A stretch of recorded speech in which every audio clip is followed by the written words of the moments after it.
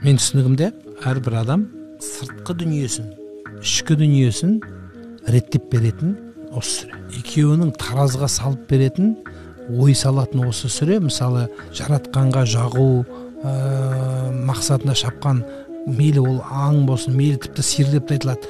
Бір шөп үшін соның қызметінде болып, тіпті ең соңында жан береді. Сол жолда өледі. Сол жолда өледі. Бұда жаратқанға деген иман жоқ.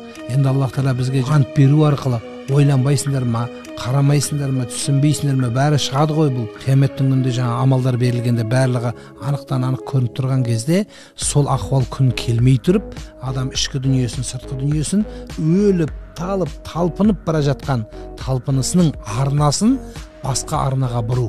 Тамақ ішуге іштихатымыз қандай күшті болған сияқты, намаз оқуға сондай іштихатпен оқу, бұл санаулы адамдарда ғана бар. Кәдімгі тамақтың иісі әрбір, кейбіреулер жұтпай шайнай беріп, ләззатын алу үшін.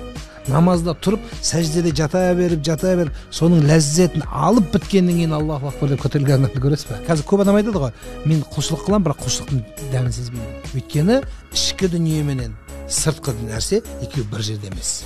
Арада тоғыспаған, екеуі екі бөлек. Соны тоғыстырған кезде осы мен ойлаймын, осы сүре біздің көп мұсылман ағайын бауырларымызға ой беріп, тағы да ары қарай өздері зерттеп, тәпсірлер оқып, ғылым қуып, білім қуып, осы сүренің маңайын біраз